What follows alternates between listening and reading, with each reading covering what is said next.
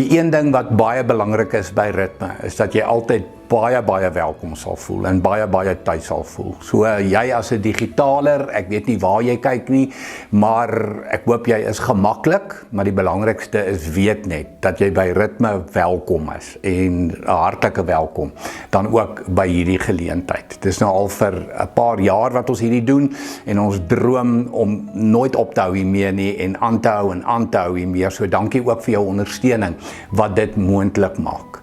Ek wil net weer dit beklemtoon dat jy wat in die Pretoria omgewing is, as jy ritme kom bywoon by King Price daar in die Menlyn Myn omgewing en ons nooi jou amptelik om nie net digitaal te kyk nie, maar ook dit by te hoor. Dit is nie dieselfde boodskappe nie, dit is verskillende boodskappe. So dit wat jy by digitaal hoor en dit wat jy in persoon gaan hoor is verskillende boodskappe. Jy is natuurlik baie welkom om ons te help om hierdie digitale boodskappe te versprei. Hoekom? Dit gaan oor die woord, gaan nie oor my of Stefan of enige ander prediker nie. Dit gaan oor om die woord by mense te kry, om harte aan te raak in lewens wat moet verander. En op daardie noot, baie welkom weer 'n keer. Geniet vanaand se boodskap. Mag dit jou lewe diep aanraak. Dag sê, dit is ritme digitaal. Van ons span se kant af, Mieke wat sorg dat alles mooi in plek loop met die beplanning en met die bemarking en die video's en die predikers Johan Smit en Dani Lodder en Pierre Engelbrecht en myself. Mag die Here se woord vandag 'n skat wees wat ons in die saailand ontdek. Liewe Here, ons is u sinne. Ons wil graag hoor wat u sê. Ons wil graag dit doen. Maak ons ore oop, ons harte sag en die woord lewendig in Jesus se naam. Amen. Dit is altyd 'n voorreg, altyd, elke keer om uit die Here se woord te mag reis, te mag leef. En ek het die voorreg om vandag saam met jou te reis. Ek wil graag 'n nuwe woord maak. Trouwens, ek het so 'n kolom elke dag nog steeds na 20 jaar op netwerk 24 is dit nou digitaal by die beeld, die ou koerant beeld, wat nog steeds digitaal op netwerk 24 voortgaan en ek het nou die dag hierdie nuwe woord daar geskep. En dit lyk vir my 'n paar mense het dit toe geneem en hulle eie gemaak en dit is die woord dankvinderig. Ons almal ken die woord foutvinderig. Dis 'n bekende Afrikaanse woord. Dit is die stokperdjie van baie mense. Dit is baie mense se voltydse tydverdryf. Die brigades wat fout vind, kry jy oral. Jy kry hulle veral op sosiale media deesdae. Sosiale media se oplewing het daarom vir jou 'n reuse groei in foutvinders gelewer.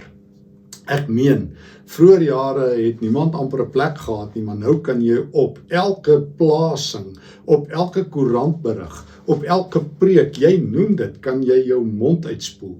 Ek bedoel, baie mense doen dit, lyk vir my letterlik. Hulle is so goor dat jy dit nie kan uithou nie. Hulle sê wat hulle wil. Ek is net baie keer verstom. Ek hoor net hoe van selfs my vriende sê wat nie eens in die kerk is nie. Dis dan verskriklik as jy deesdae sien hoe godsdienstiges praat. In die een oomblik laster hulle en in die volgende oomblik sê hulle maar hulle dien die Here.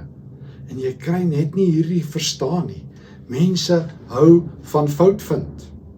Miskien is dit eie aan ons. Alle kompetisies in die lewe, al hierdie realiteitskompetisies, daar waar die ouens kos maak, moet jy altyd die kosse foute vind. Na die tyd moet 'n sportontleder die rugby-speler se foute vind.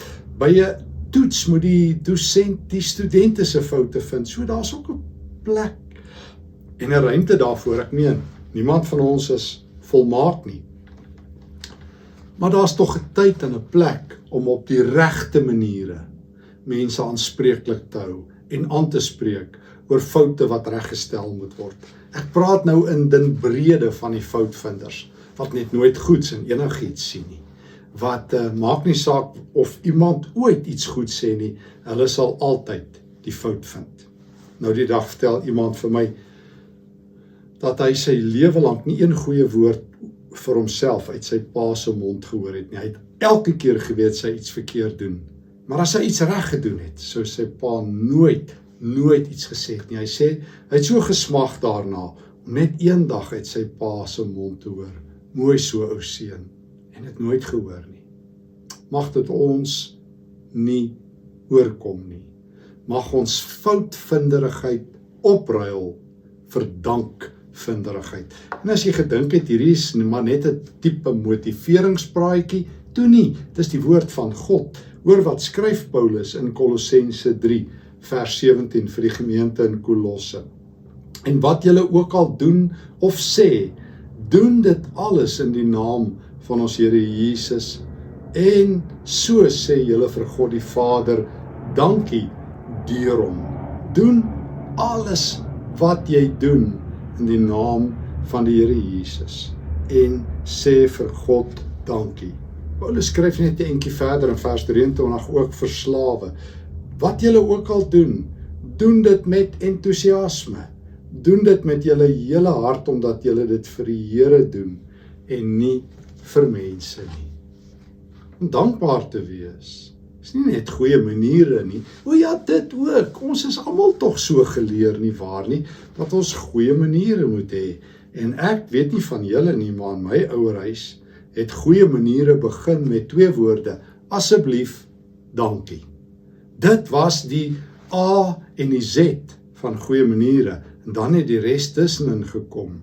Maar laat ek dit gewaag het in my kinderjare om nie vir iets asseblief te vra, of as ek iets ontvang het, dankie te sê nie, dan was die vet in die vuur, dan was ek in die moeilikheid.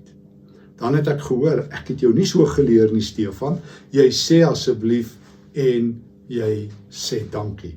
Dis reg, dis goeie basiese maniere, nie waar nie. Maar dis iets anders wanneer Paulus sê, wees altyd dankbaar. Wees altyd dankbaar. Paulus sê nie, jy is dankbaar omdat die lewe so goed is nie, want die lewe is baie keer hard. Jy moet mooi hoor, hy sê, wat jy moet doen, sê in Kolossense 3 vers 17, wat jy sê en doen, doen dit in die naam van die Here Jesus. So sê jy vir God dankie. Jy sê die lewe is sleg, daar's nie baie om voor dankbaar te wees nie. Doen dan wat jy doen, dankvinderig. Kom ons kyk na 'n paar maniere hoe ons dit prakties, konkreet, tot eer van die Here kan doen. Wel, begin om 'n fynkenner, 'n connoisseur van goeie dinge te wees wat ander mense doen. Mense oog kyk nie van self goeie dinge raak nie. Ons sien met ons brein, ons het dit al vir mekaar gesê, hierdie brein van ons besluit wat moet ons oog op fokus en wat nie. En as jou brein getrein is om moeilikheid te sien, gaan jy dit eers sien. Jy gaan eers die taxi sien wat sleg ry, voordat jy die ander karre sien wat goed ry. Jy gaan eers die mense sien wat jou irriteer, voordat jy die oulike mense sien. Jy gaan eers jou nie gunsteling rugby speler se foute sien, voordat jy die gunsteling speler se goeie dinge sien. Nie waar nie? Dit is hoe ons brein getrein is. Wel, aantrein hom, onleer jou brein. Begin fokus om die klein dingetjies te sien. Leer by Jesus. Ek meen, hier sit duisende mense voor hom, en hy sien daai seentjie met die 5 broodjies en die 2 vissies. Leer by Jesus. Hy sien die een vrou wat aan sy kleed raak, terwyl hy omring is deur 'n skare mense. Onthou jy in Markus 5? Duisende of honderde massa mense, weet nie eers hoeveel nie, raak aan Jesus. En dan stop hy, en dan sê hy, iemand het aan my geraak. En dan sê Petrus, Here, maar hier's baie mense wat druk en stamp en stoot teen nie. Jesus sê, een persoon het aan my geraak. En dan weet Jesus, dis die vrou met die bloedvloeiing, wat 12 jaar siek is. Jesus leer, hy's 'n fynkenner. Hy hoef nie te leer nie, hy's God. Hy leer ons om 'n fynkenner te wees van daai individu. Hy leer ons om, in Matteus 10, hy sê, as een van julle vir een van my disippels, een van my profete, 'n bekertjie koue water gee, dan het julle loon in die hemel weg. Jesus sien daardie vrou in Lukas 21 se eerste verse, onthou jy by die tempel, wat haar laaste sent, haar laaste kwadrantes in die tempel se skatkis gooi. En hy sê vir sy disippels, kyk daar. Sy het meer gegee as almal. Almal kyk net na die ryk ouens wat die munte gooi wat so klonk in die tempel skatkis val. En hierdie vrou gooi 2 klein, onbelangrike muntstukkies.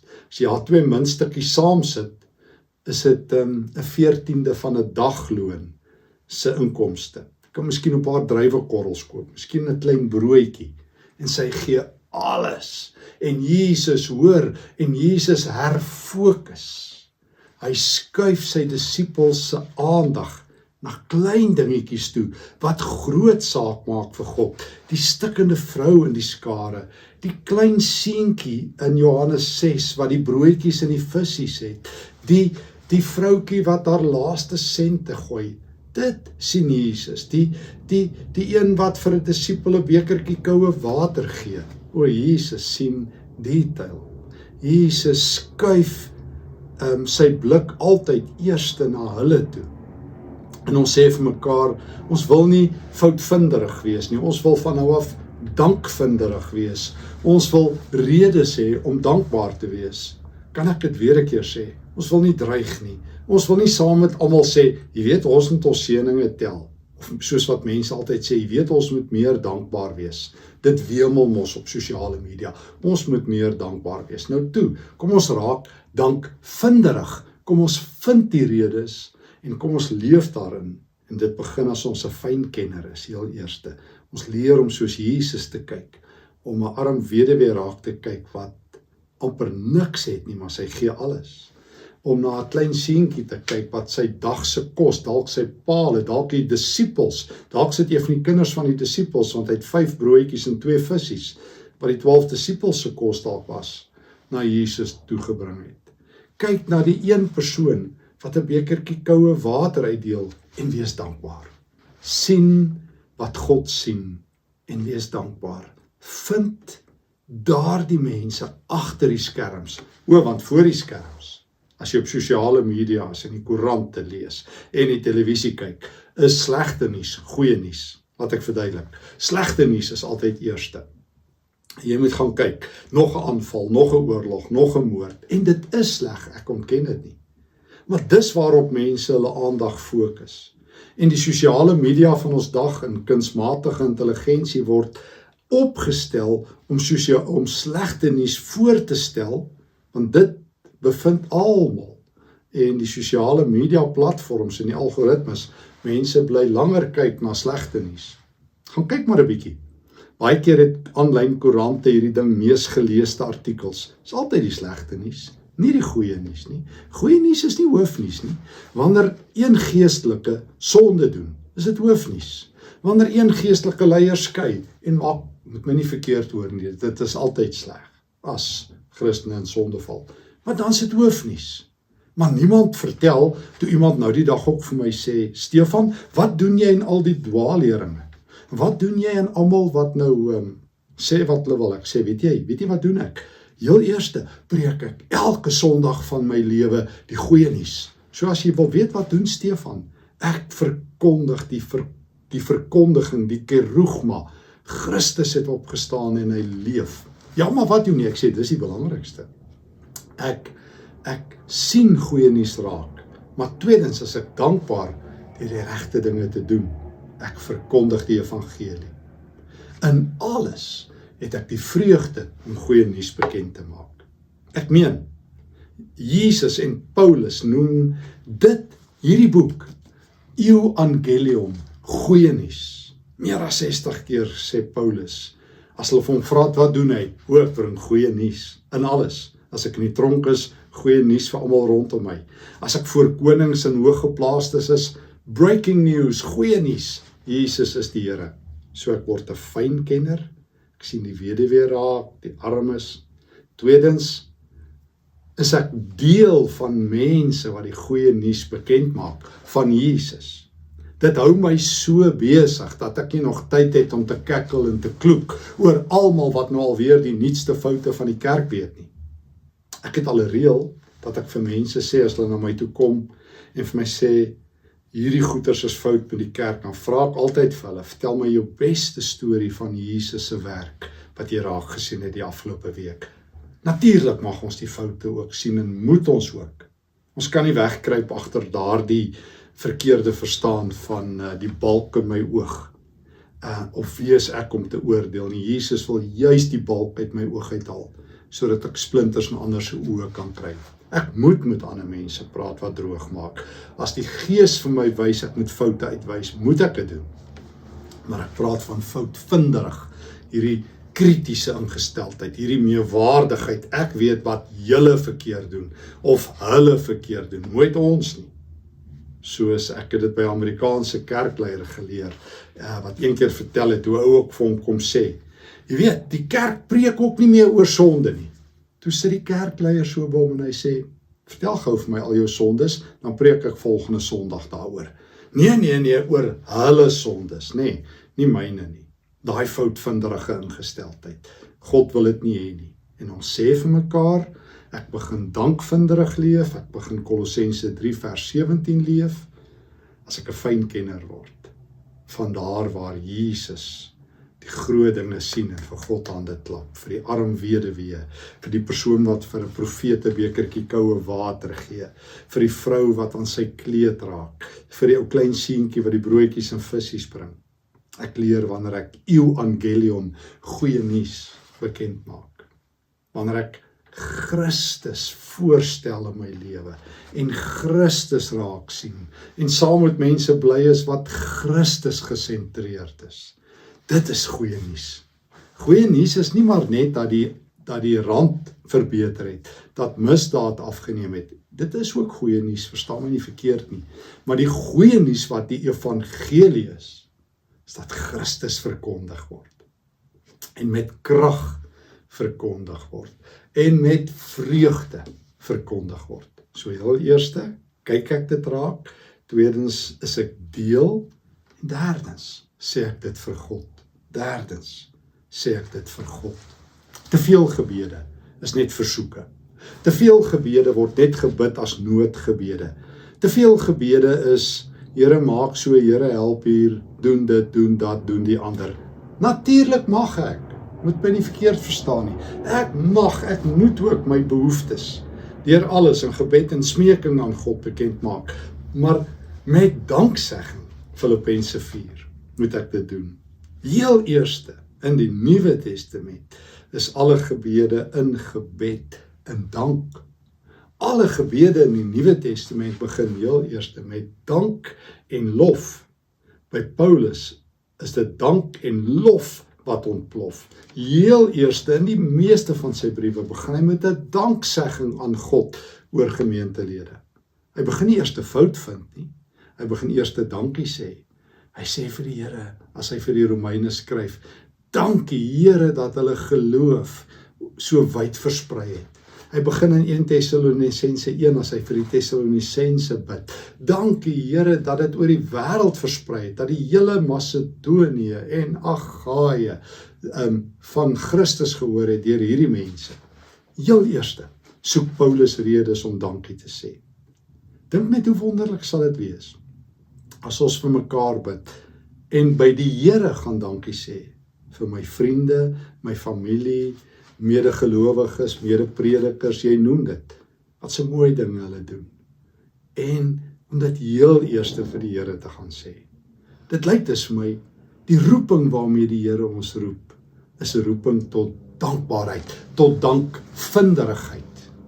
En as ek nie my hart en my oog en my lewe verander nie, gaan ek foutvinderig wees. Dit kom van nature. Niemand hoef my te oefen. Ek hoef nie 'n kursus in foutvinderigheid te loop nie. Ek doen dit sommer maar net, soos almal. Maar dankvinderigheid, ek moet afgerig word deur die Heilige Gees. Ek moet leer om in Kolossense 3 vers 17 se taal te sê, en wat julle ook al sê of doen, doen dit in die naam van die Here Jesus. So sê julle vir God, dankie deur hom.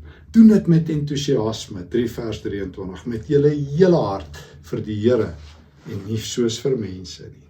So, kom ons leer 'n nuwe woord hier in 2026. Dankvinderig. Kom ons gaan soek redes om dankbaar te wees in die klein dingetjies wat mense doen. Kom ons gaan verkondig die evangelie met ons lewe, evangelion, sodat ons nie tyd sal hê vir kla nie. En derdens, kom ons gaan sê heel eerste as ons bid, vir God dankie, soos Paulus in die meeste van sy briewe doen, sodat dank en lof sal ontplof. Nou toe, kom ons gaan wees dankvinderig. Dankie Here, dat ons by U kan leer om dankvinderig te wees.